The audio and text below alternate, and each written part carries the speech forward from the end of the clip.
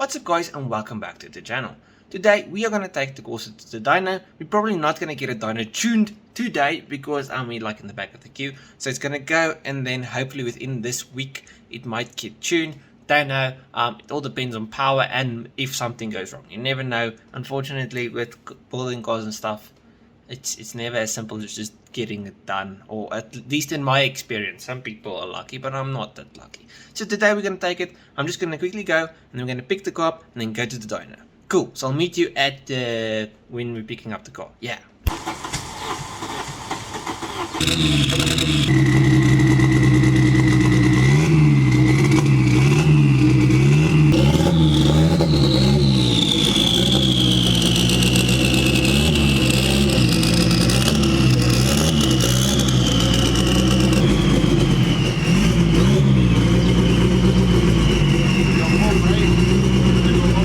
So today's the day. I'm on my way to go and pick up the Corsa. I'm just going to pick up the mechanic that worked on the car as well, because somebody needs to bring this car back. The reason it took so long is, so I bought 4 850cc injectors. We had it in the car. The tuner told us he can't tune the car. The car doesn't want to get tuned. He took the injectors out, tested them. 2 of the 4 were dead, like at low RPM. They didn't do anything. Then after that, we got 2 new ones from the people that sold us the injectors, and one of those 2 were also like kaput. So we have 6 injectors, 3 are good, 3 are bad, and then we just decided we're gonna just use normal 360cc Volvo injectors for now, just to get the car tuned. So the car is finished, but I still need to find some bigger injectors, because 360cc injectors will be fine for testing it now, but for like the end goal, it's gonna be a little small. And yeah, I don't know if I'm even going to get my money back for those injectors, which is a little shitty. But yeah, I'm quite excited to go and get my car. Then we're going to clap it home. Brum, brum, brum. Yeah. We finally got it on the road. I'll talk about power and everything when I get home. It's not crazy because it's still stock compression, so can't put a lot of boost through her.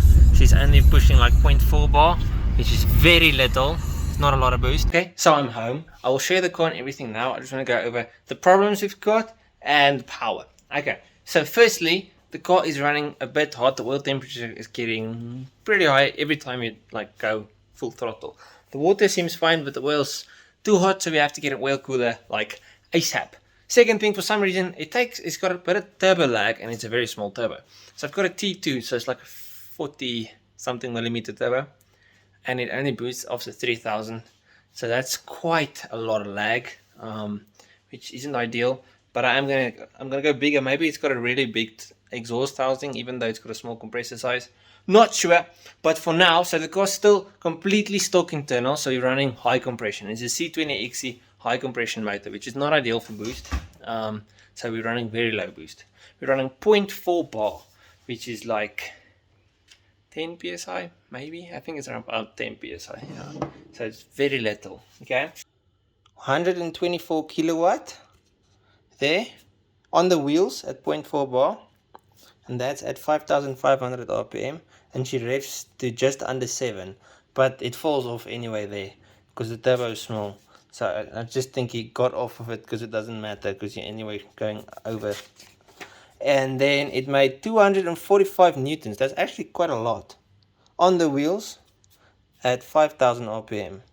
This red line was just the first run, just to see. I don't know, not sure what that was, but run 2 is the one we're looking at, and we made 250 newtons and 124 kilowatt. What is 124 kilowatt in horsepower? You might wonder. It's about 160 horsepower, I think. I'll put the number here. I think it's 160 horsepower.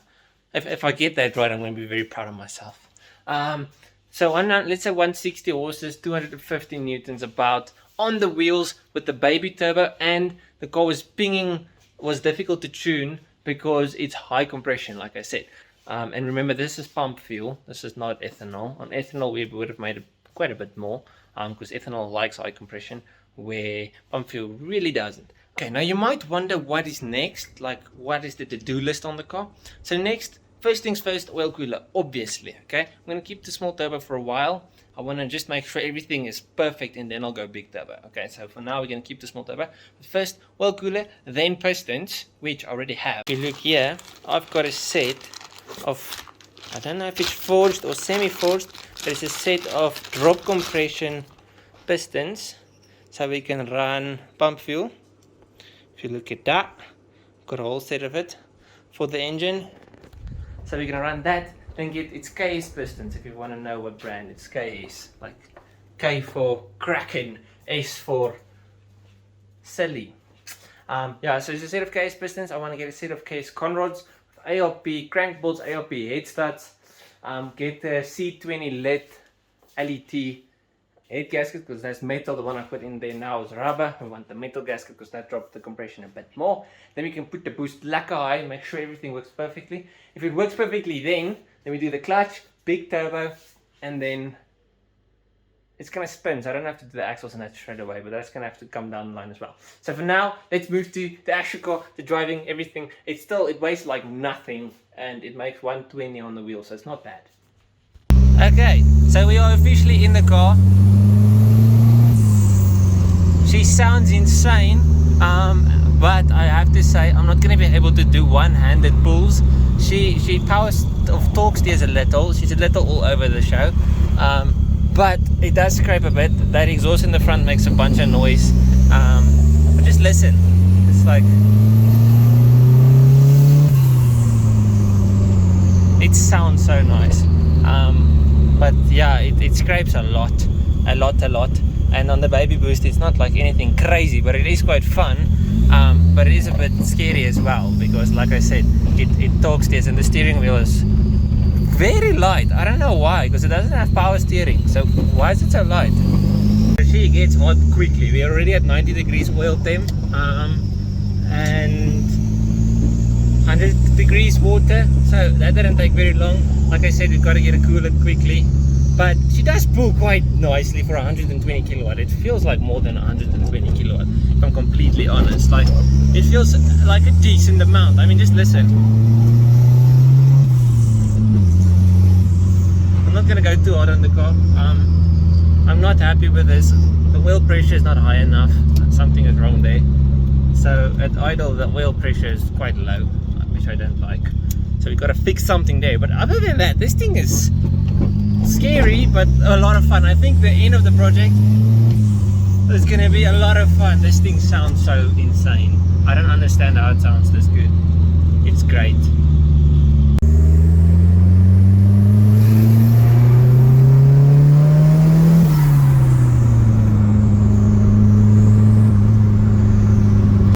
Let me show you the fun part of having too many cars and a driveway that can only like take one car at a time.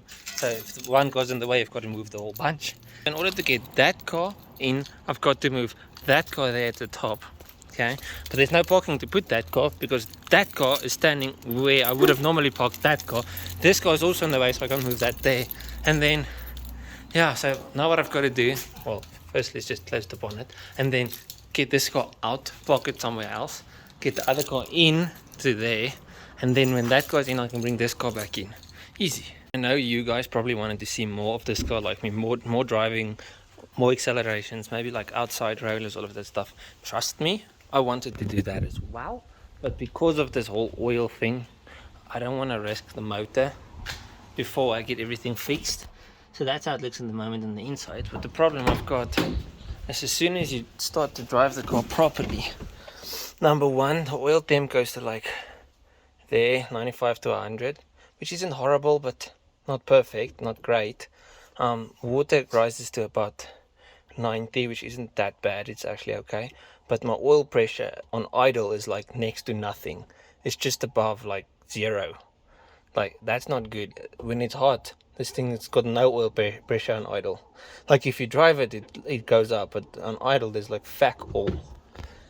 And I don't think that's right, and I don't want to like hurt the crank or something because I'm stupid. So let's first figure out why that is happening, and then we can go and have some fun with the car. But before I end off this video, let me just quickly go over all the shit that was done. So since the last time I had the car, got a completely new computer system, so management system. I don't know where it's put in, but there's the like one part of it that says the thing, and then it goes in the back, whatever. Then we've got a Volvo T5 injectors there, just because the 650cc's I bought didn't work. All of this piping is brand new. We've got the Grady blow valve that sounds freaking awesome. I still have this exhaust. I'm gonna move it. I don't like it. It's cool, but I'd rather have it come out here, like bonnet exit. Yeah. And then we got a big radiator from a diesel version of the Corsa, so it's bigger, better radiator. We changed the piping for the radiator to make sure everything stays nice and cool. We moved the coil from here to there. The battery's in the back, and we want to put the oil cooler here, so it's gonna have an oil cooler sitting here. So that's where we are at the moment. I don't know if you guys know, change the wheels. So the next thing's gonna be oil cooler, and most probably I'm gonna strip the interior as well, because this is a race car. It's not a driver everyday thing. This is a race car, so this comes out. It's gonna be like stripped down, all power, straight line monster. But for now, I hope you guys enjoyed this video. If you did, leave a like and subscribe to the channel, and I'll check you guys in the next one.